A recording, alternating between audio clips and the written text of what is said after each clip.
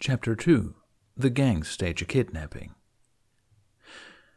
When Jack was first seen by that little girl all those years ago, he had a moment where he thought that maybe he was finally doing something right in the eyes of the moon. He was so sure that his invisibility, his displacement from the world, was a test, that when he found his purpose, many would lift the veil from the earth's eyes and he would finally know community, would finally know belonging. And yet, he fled that day with a sore cheek from the mother's left hook and stared blankly out towards the horizon for 2 whole days. Because they didn't know who he was. Never heard of Jack Frost in their entire lives. It stunned him more than the woman's fists.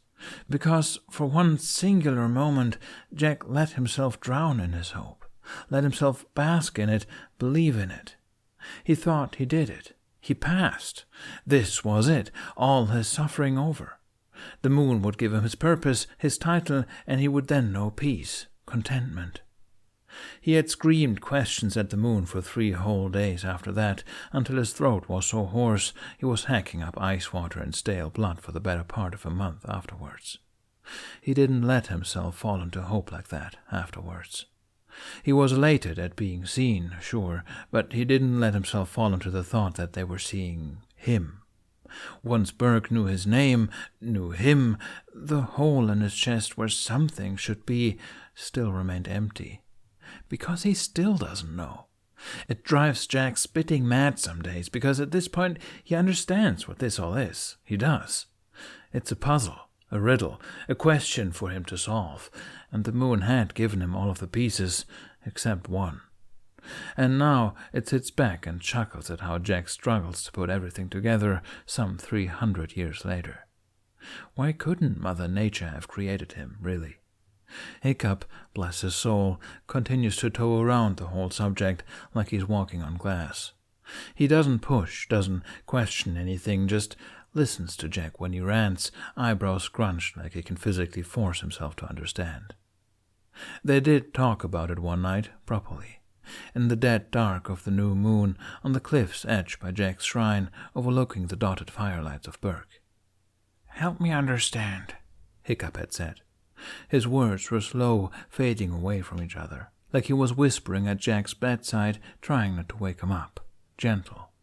It made Jack want to laugh, but he couldn't deny the tense line of his shoulders, the way his chest constricted around his ribcage, the way the air froze around him.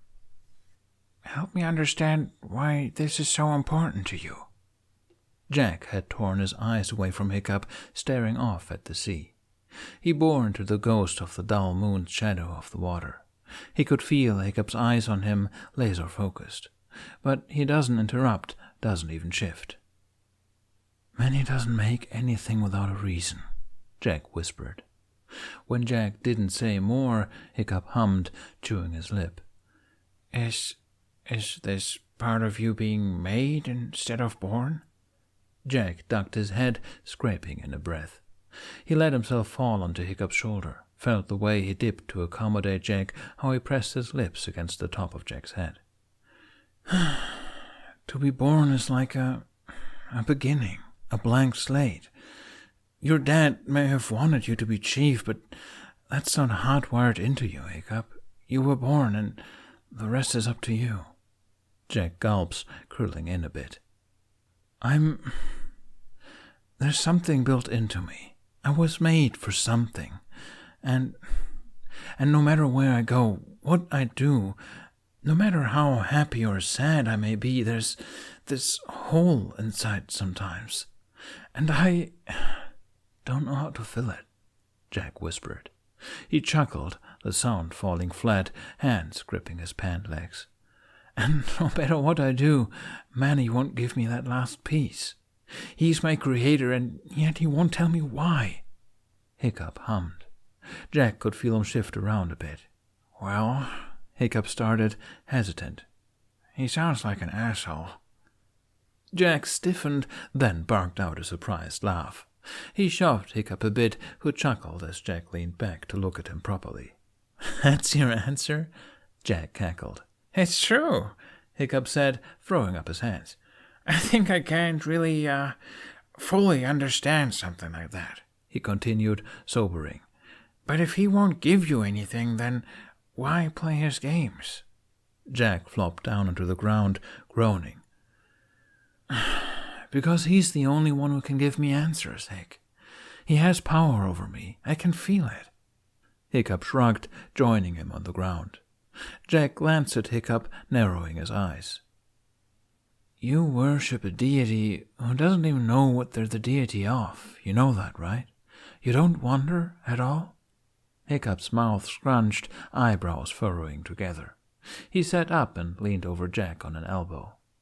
"We built you this shrine because you saved me, and we give you gifts because you play with the village children and listen to us complain and care about what we say.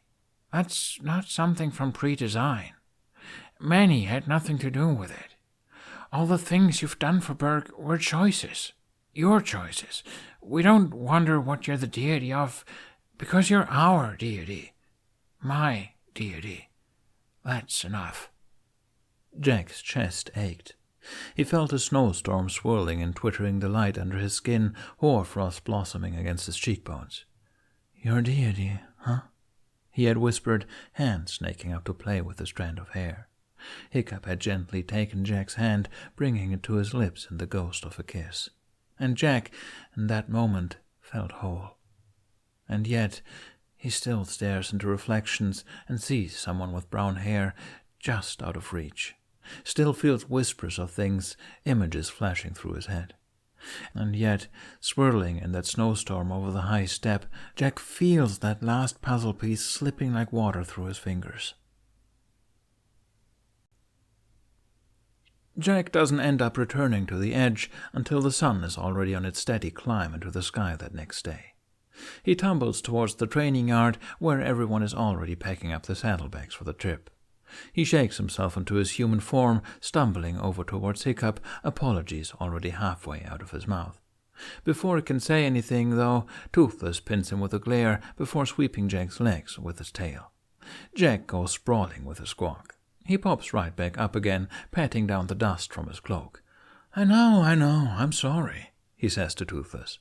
He has a feeling the only reason he isn't being tackled right now is because the dragons are currently being saddled up. He turns towards Hiccup, who leans against Toothless's side with a raised eyebrow. He's smiling at least, looking more amused than annoyed. "I'm sorry, really," Jack says, walking over. "It was a lot busier than I was expecting. I had a lot of snow to push around."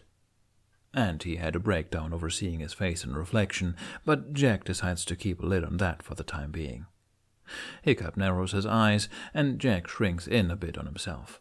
But before he can start stumbling over another apology, Hiccup reaches out and twirls a strand of hair between his fingers. "How did you manage to do that?" Astrid calls out, stomping over. Jack turns to ask her what she even means when he catches an eyeful of his hair. His stark white hair, not an ounce of brown dye inside. Well, that's interesting. "Might flake off when he turns into those snowflakes," Hiccup murmurs, looking intrigued. Jack tugs at his hair, looking at the white locks forlornly. "I can stay with the dragons at the market," he says, sighing. Hiccup lets go of his hair, placing a steady hand on his shoulder. He's not looking at Jack, though. Astrid and him are having one of their weird telepathic communication sessions. "Think you could redo it before we take off?" he asks. Astrid crosses her arms. "It won't be perfect, but if he actually sits still, I can be done in 10. "Wait, really?" Jack asks, perking up. Hiccup pats his shoulder, then turns, tightening down some straps on Toothless. "We'll wait for you here." Jack puffs out a breath. He's still going. He's not staying behind. Astrid calls out, sounding annoyed. He turns to see her already halfway to the outdoor forge. Oh, right. The wind scoops him up, and he darts over to the work table, bouncing on his toes as Astrid comes over. She grabs him by the shoulders and unceremoniously shoves him into a stool. "Not one wiggle," she warns, shoving a finger right in front of his face. He goes cross-eyed, staring at it, but nods quickly, giving her his best smile. It must not be very convincing, because she just narrows her eyes at him before getting to work. She's not gentle with it, but it's softer than rough nut. Astrid's efficient, sectioning off his hair, positioning him around without any of the nonsense like last time. He almost wonders why they didn't just have her do it last night. He's about to ask when she speaks. "Why do you want to go to the market so badly?"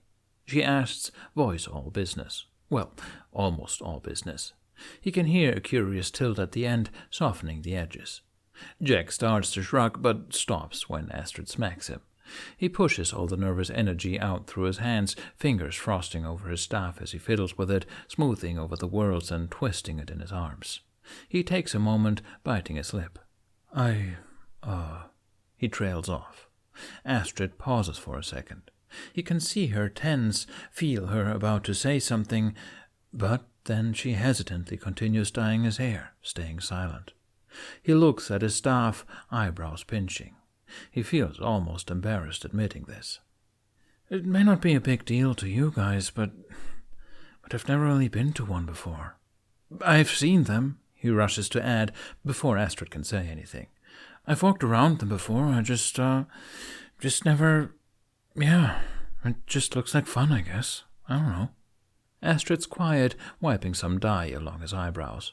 She tilts his head to the side. "You're kind of infuriating sometimes," she says, matter of fact. Jack narrows his eyes on his staff. "What?" "Sometimes you act all innocent, but you have at least 3 ulterior motives for everything you do, everything you say. Mostly for your stupid pranks. But then in instances like this, where it would make sense for you to have some other reason for wanting to come, when it could be for something serious, there's nothing. You just want to experience it." Astrid scoffs. "You and Hiccup are similar like that, confusing and annoying."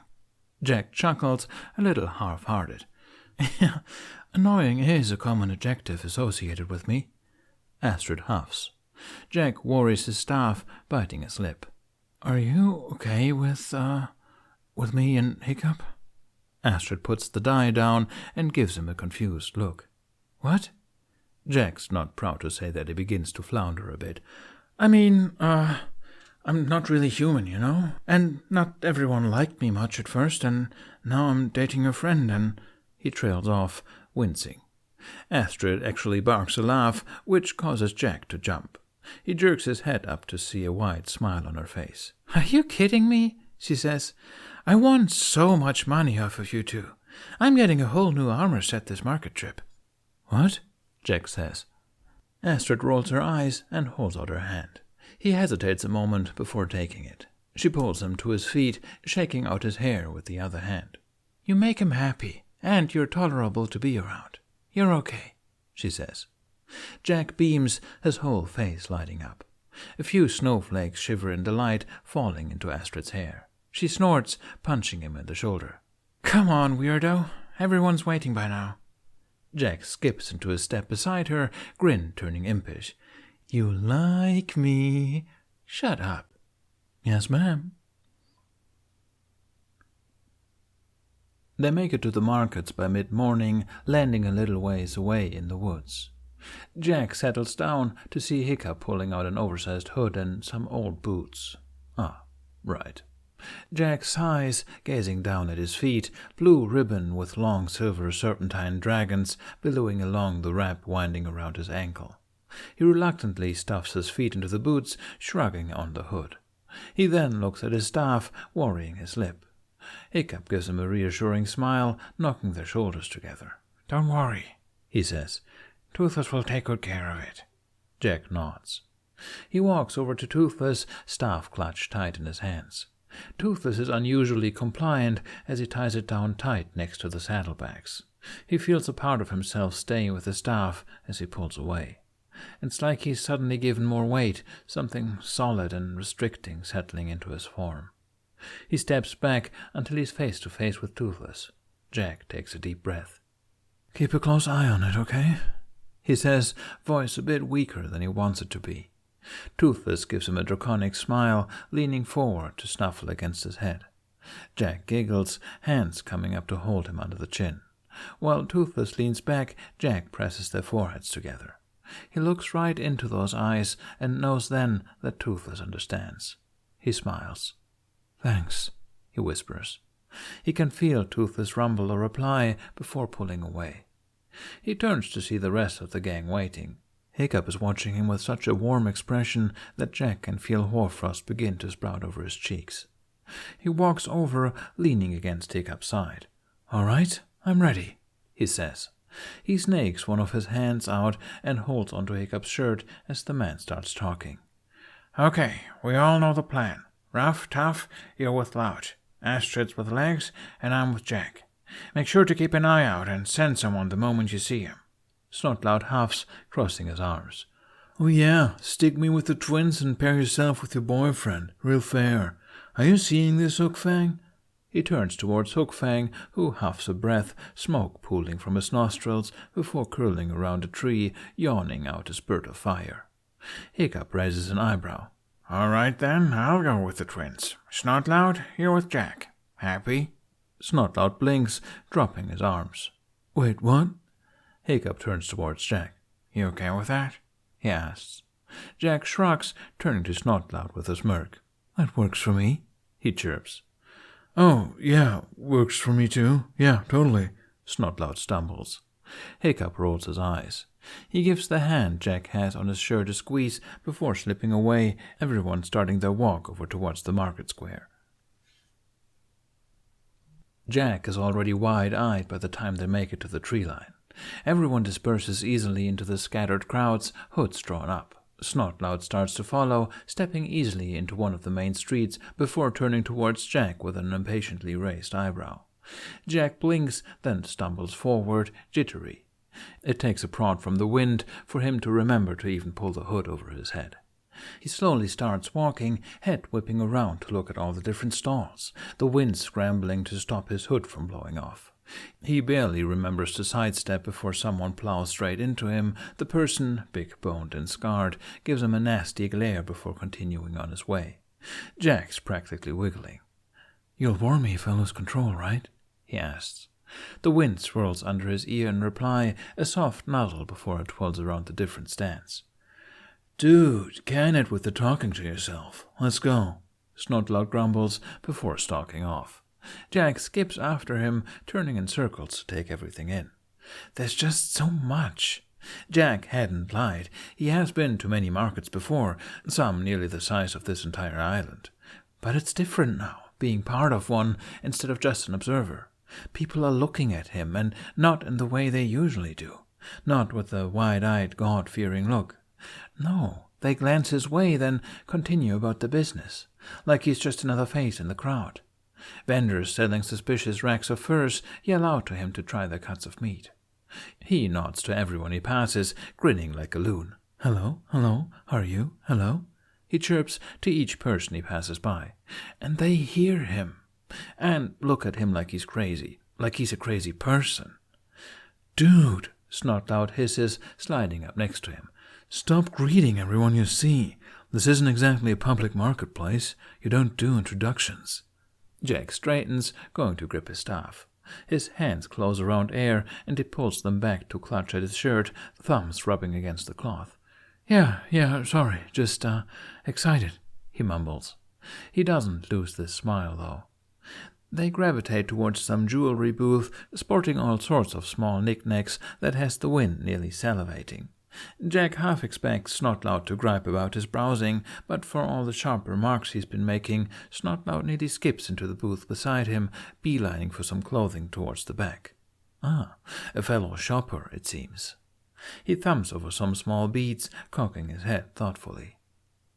"Ah, a good choice, sir. Some of the finest air beads the archipelago has to offer," the shopkeeper comments over to Jack's right. Jack knew shopkeepers tended to ramble. That seems universal no matter where he goes, but it's nice to be rambled too. "Are hair beads popular?" he asks, tilting his head in question. He doesn't look the shopkeeper in the eye, keeping himself slightly obscured. He doesn't need a degree in human behavior to know that he's acting a little shady, but the man doesn't seem to mind. He doesn't even bat an eye. Ah, right. Underground market. He probably deals with way shadier characters than Snotlout and him. "Oh, a traveler, I assume. Airbeats are quite popular within many tribes of the archipelago. The ones you see here come in a matching set." Jack turns around towards Snotlout and holds up one of the beads. You think Hiccup would like this? Snotlout glances up from the other end of the stall. He's holding up 2 different shirts over himself, twisting and turning as he looks in the mirror. Huh? Oh, we usually make those, not buy them. Hey, do you like the red or the blue one more? The shopkeeper stammers and begins insisting how store-bought beads are just as sentimental as handmade ones, just without the hassle. Jack ignores him, looking at Snotlout with a critical eye. You seem like an earth tone kind of guy, he eventually says, putting the beads down and perusing more of the shelves. Snotlout pauses, looking at himself in the mirror. I am, aren't I? He says, snatching the red shirt with a grin. The wind whistles to him, and he walks over to the other end of the stall where some quills lay. He spots the metal one, the delicate tip seeming to curl around a dragon head, little stars etched into the sides, glinting in soft silvers. He picks it up carefully, cradling it in both hands before twirling it between his fingers. Oh, this is perfect. Hiccup's going to love this. He walks up to the table the vendor has set up as a counter, placing the quill in its case down. How much? The shopkeeper looks at him. He quietly tucks his hood down lower. A good eye. That quill comes from far away, a handcrafted relic from a foreign master. 5 gold. It's at this point exactly that Jack abruptly realizes he doesn't have any money. He glances over at Snotlout and gives the wind a quick questioning look. It twirls negatively against his ear. Not much inside Snotlout's purse either, then. Jack Frost doesn't have much, and so what little he does have, he has learned to be quite proud of. One of those things is his ability to think on his feet. He doesn't hesitate, just leans one elbow on the table, giving the shopkeeper his best grin. He twists his other arm behind his back. Say, you never told me where you were from. Been in the archipelago your whole life? He asks casually. He twirls his fingers behind his back, and a tiny snowflake forms. Blue and glittering, a bit different than his usual subjects. The shopkeeper frowns. I can assure you that a little friendly chatter will not lower the price. Now, if you don't have the money, I suggest you leave. Come now, Jack says, sharp grin fully in place.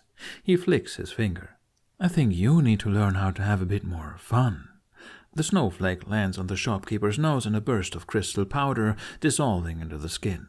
He sees the moment the guy's eyes light up, how a scowl melts away. He grins up at Jack, chuckling as he leans back in his chair.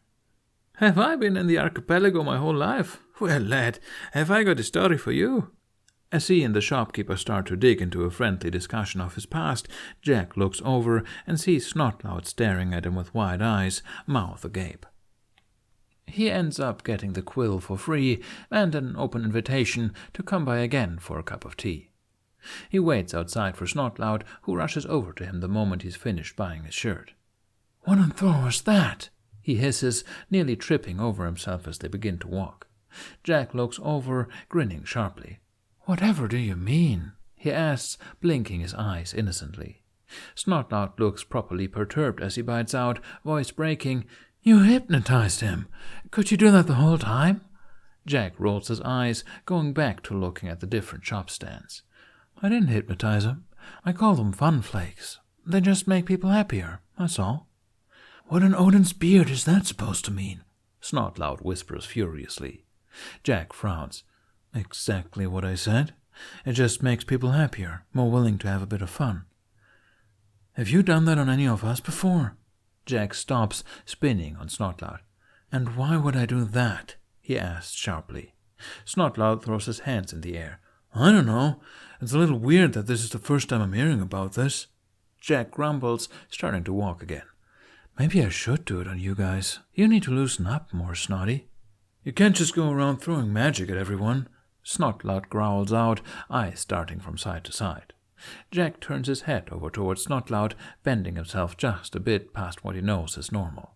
He gives Snotlout an elfish grin, but pointier with a bit more bite. Watch me, he says before skipping off. Snotlout slaps a hand against his face. Snotlout, for all the times he's helped when Jack and the twins were in the middle of some heist operation, seems about to lose his mind. Jack bounces from shop to shop, drifting over to anyone who calls out to him with new deals and foreign gems. Snotlout honestly looks like a flustered grandmother, clutching his pearls and everything. It's kind of the best thing that's happened to Jack all week. Jack ends up getting a new belt, bracelet, rings, anklets, what he thinks might be a fan, but he's honestly not quite sure, and a fancy knife along with his quill. He doesn't know what he's going to do with half the stuff, but the look on Snotlout's face as he throws his fun flakes at all the shopkeepers is well worth it. They all basically bragged about how they stole the items from other tribes anyways, so honestly Jack's doing everyone a favor here. Snotlout looks about ready to pass out, skittering along beside him as Jack strolls through the streets. He throws a little salute to a passing rogue, hood drawn low over his face like his. Man, he's got this human thing down. If we get caught, do you know what they would do? Do you? I sure as though don't, and when I don't even know what will happen, then you know it'll be bad. Snotlout whines, clutching his new shirt in between his hands. Jack snickers, looking down at the flustered look on Snotlout's face. Oh, Snotlout, you all right? Seems like you could use a pick-me-up. Snotlout glares hotly at him, taking a healthy step away. No, not happening. Don't you dare. How are you worse than the twins? Jack opens his mouth to reply when the wind flutters through his clothes, tugging him gently. He pauses, eyebrows scrunched. He tilts his head. It whispers in his ear, gently, breathily. His eyes widen. Really? Where was he again? He asks, blinking. He thinks he hears Snotlout gripe out about something, but Jack ignores him. All right, we're on our way. Could you alert everyone? The wind blows his shirt around, seemingly irritated at being asked to run errands, but relents and darts off. Jack turns to Snotlout. What did I say about being all weird? Snotlout hisses, glancing around. Jack can actually see a few people looking at them this time. The wind found our guy, Jack says, eyes trained on the little watchers. They all quickly return to their own business. Snotlout blinks. Really? Where? Far southwest corner. Stall has dragon horns and teeth all along the front. Snotlout sighs, looking down at his shirt. All right, let's go. By the time they get there, everyone is already gathered, milling around the booth, trying to act as nonchalant as possible. From the nervous look on the guy's face, it's not working too well. Snotlout marches up, huffing. How'd it go? Hiccup asks, eyes darting between them. Please put me with the twins next time. I officially admit my wrongs, Snotlout says, shoulders sagging. Hiccup just snorts at this, raising an eyebrow at Snotlout. They're milling a little bit back from the group, casually blocking any exits back towards the other shops. Kind of easy to do when his booth is parked right next to the woods, a bit far away from everyone. Jack absent-mindedly wonders why he is such a bad spot. Their position does not seem to help the man's nervousness. He shifts around, eyeing everyone. It went all right then, I'm guessing? Hiccup half asks, half dryly comments, turning towards Jack. Jack gives him a blinding grin. I had a great time, he says, chipper. Hiccup smiles at that. He was hypnotizing people with his weird magic, Snotlout hisses, pointing a sharp finger in Jack's direction. Hiccup turns back to Jack, crossing his arms. Jack rolls his eyes. Not hypnotism. Also, on a completely unrelated note, I got you a present. Hiccup seems to swallow down a laugh, but he does slip back into an amused smile. Fun flakes? Guilty. Wait, Snotlout says, incredulously. You know about them? Hiccup shrugs. Snotlout gasps, then wisps back towards Jack. Did you hypnotize him? He asks, looking aghast. Hiccup answers before Jack, beginning to sound exasperated. I asked him to, Snotlout. Scientific endeavor.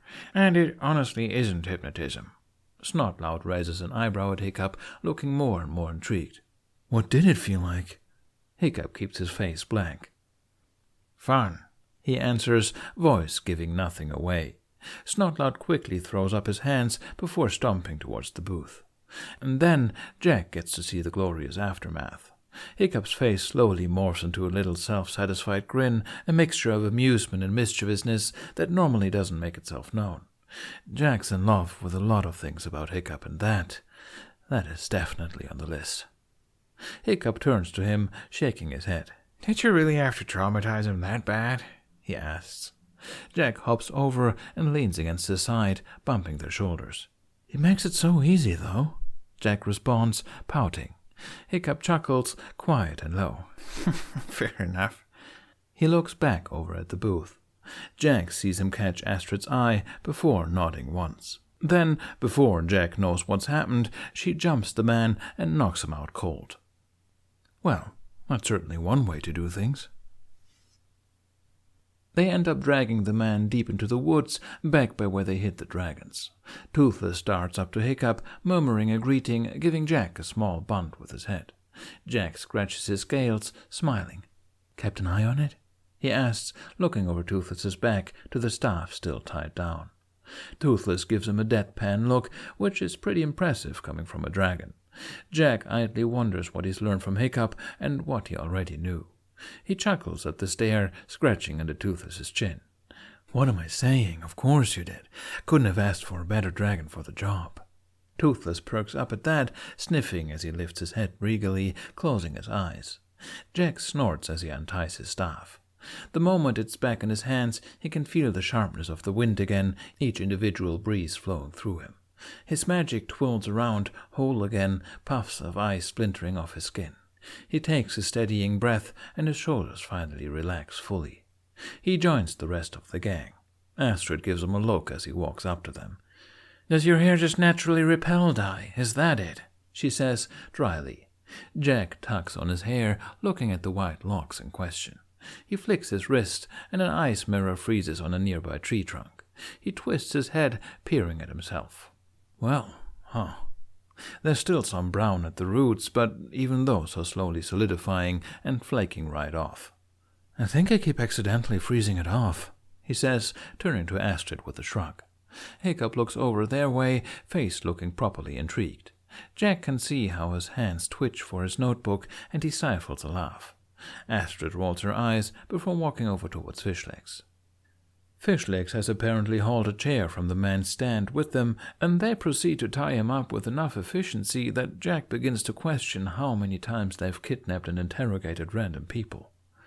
"All right," Roughnut says, rubbing her hands together. She looks way too gleeful for the situation, which Jack finds hilarious. "What's the plan here? Good cop, bad cop? Twin cover number 58? The old rough 'em? Lay it on me."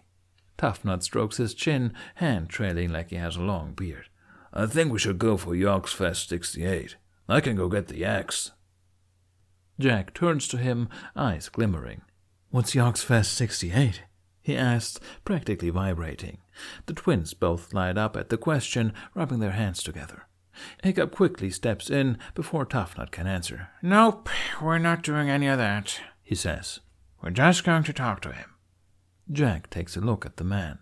He's coming to again, eyes blinking rapidly as he takes in his surroundings, pushing against the rope experimentally. He pauses on the dragons, eyes narrowing, but he full-on stops when he locks eyes with Jack, freezing in place. Jack smiles. Bingo. "Let me talk to him," he says, keeping eye contact with the man. Hiccup turns to him, mouth twisting. "Are you sure?" Jack nods, looking over at Hiccup. He gives him a reassuring smile. He seems superstitious. This might be the one time people being afraid of me works in our favor. Hiccup and Astrid exchange a look, eyes darting over to the now fully awake man in the chair, face contemplative. "All right," Hiccup says after a moment. "We'll be right behind you." Jack nods, then turns back to their captor. He walks towards him, slowly, swinging his staff from side to side, letting frost pool over his boots as he approaches. The man sucks in a sharp breath, straining against the rope as Jack tiptoes towards him. His eyes are nearly bulging out of his head. "I hear you know the location of a trapper group," Jack says nonchalantly. He begins to circle the man, his eyes following Jack as he strains to keep the spirit in his sightline. "What are you?" he whispers, ragged. Jack snorts, and the wind blows through the chimes on his staff, the sound of clinking metal echoing in the trees. "I am Winter," he says, low. He lets his voice get carried like low mist thrumming in the air. And you have information we want." The man is shivering at this point. He gulps. "We?" Jack comes to a stop in front of him. He sweeps his staff towards where the rest of the group watches their talk raptly, the dragons like shadows crouched over the riders, eyes glinting. Frost crawls up the chair legs, and the man twitches, ice whipping down as the ice slowly approaches his hands. "I am Ice Eternal." Jack starts up grandly, grin sharp. "Patron of Berk, bound to the command of their heir, Hiccup Horrendous Heddock the Third. Sword of his sword, and shall he deem it so, I shall strike thee down." Whoa, whoa, whoa, Hiccup interrupts, stepping forward. "Yeah, that's enough of that." Jack groans, spinning around. "Oh, come on, I was getting into it." The twins cry out in agreement, shouting over how it's criminal to interrupt a performance like that. Hiccup huffs. "Well, I definitely don't want a rumor starting that I have you bound under my command by magic or whatnot. It's inaccurate." Jack smirks, leaning his cheek against his staff. "Oh, heck, you like it the other way around more? Don't worry, I can definitely work with that." Hiccup lights up in a flush while the riders cackle. Jack whips back around to the frazzled-looking captor, raising his arms. "I am Winter Eternal, patron of Berk, through the sacrifice of their heir." "Yeah, nope." Hiccup grabs him by the ear, yanking him back. He stumbles back with a yelp, ending up next to Snotloud, who snickers as Jack rubs his ear with a frown. He narrows his eyes at the man, then taps the ground with his staff, freezing the soil under Snotloud's feet. He flails a bit before righting himself. "Huh!" he shouts, pointing a finger at Jack. Jack just sweeps his legs with his staff instead, and he goes down with an indignant shout. Hiccup walks up to the man, fingers beckoning Toothless over. Toothless seems to know the routine, because he begins stalking forward, eyes turns to slit as a low growl rumbles from his chest. Jack can see the way his claws flex against the dirt. Apparently the prisoner can too, because Jack sees him gulp from over here. "Let's make some introductions," Hiccup says, all false chipper. He sweeps his hands towards Toothless, who hisses. "This is my Night Fury. Now, you can tell us everything you know about the hunter group looking for death songs, or you can become Toothless's mid-morning snack. Which would you prefer?" I don't know anything," the man stammers. Jack frowns, giving him a thumbs down. He actually glances over Jack's way, a look of confusion overtaking the fear for a second. "All right, option 2 it is. Toothless?" Hiccup says, crossing his arms. Toothless snarls, leaping forward. One of his front paws lands on the man's chest, shoving him and the chair to the ground. The chair splinters, then shatters, the man wheezing under Toothless's weight as the dragon presses him into the dirt. Toothless's face comes down, saliva dripping as he snarls dangerously close to the man's face. Jack can see a shadow of purple twinkling out from his maw, and he knows he must be building up a plasma blast. The man lasts long enough that Jack is vaguely impressed, which is to say he lasts longer than 2 seconds. All right, I'll tell you. Whatever you want, just let me go," he cries, eyes clenched shut as he tries to twist his head away from Toothless's jaws. "Works every time," Astrid chirps, grinning. She walks over and immediately begins grilling the man. Toothless hops off of him. He stays on the ground, chest heaving as Toothless ambles back over towards Jack. "You really got a whole routine down, huh?" he asks, grinning as Toothless plops back down next to him. The dragon looks over and blinks, crooning, eyes blown wide. "Aw, you can't trick me, mister. Teach me your intimidating ways," he says, hands miming claws. Toothless tilts his head, and Jack giggles. Toothless copies the sound, which has Jack devolving into laughter. "What's step 1, my good dragon? Should I build up the threatening, or just go in fire blazing like you?" Toothless leans forward, opening his mouth. Jack sees him retract his teeth, and then Toothless casually starts chewing on Jack's head. Well, he didn't expect that. His hands come up to hold the dragon's jaw. "Is this step 1? He asks, craning his head to look over towards Toothless's eyes. They're half closed, looking quite pleased with his current position. The rest of the dragons turn towards him, watching the display with mild curiosity. Stormfly chirps, tilting her head. Toothless gurgles a reply, and Jack gets a bit more drool than he bargained for. Ah, oof, he whines, flicking it away. He hears some snickering and whips his head around, glaring. The twins and Snotlout are laughing at him, Fishlegs looking at him with a mixture of fascination and perturbation.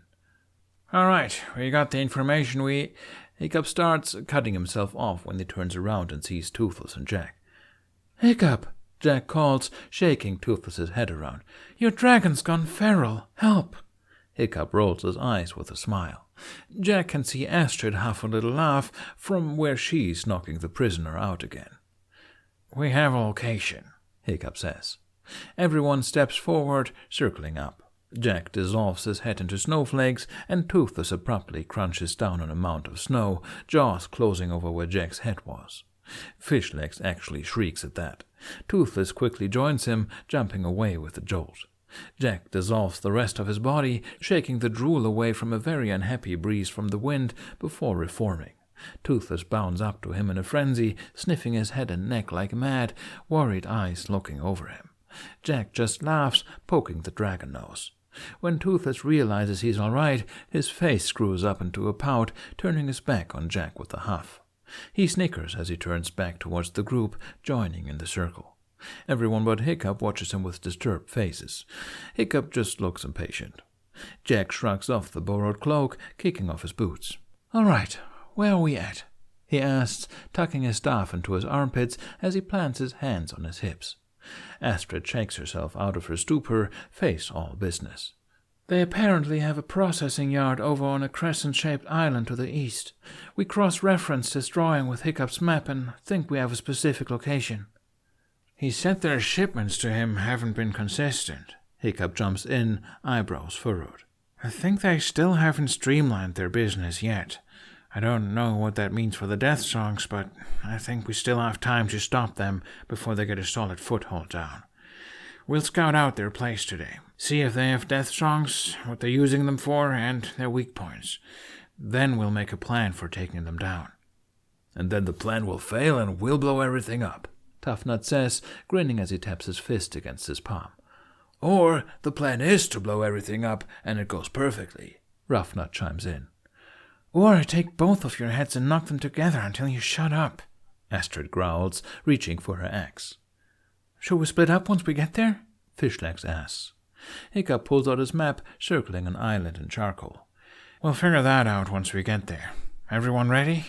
The dragons perk up at this, and the riders are quick to hop on their mounts. Hiccup swings onto Toothless, turning towards Jack in question. Jack grins in reply, the wind swirling him off the ground. Hiccup smiles. All right, let's go.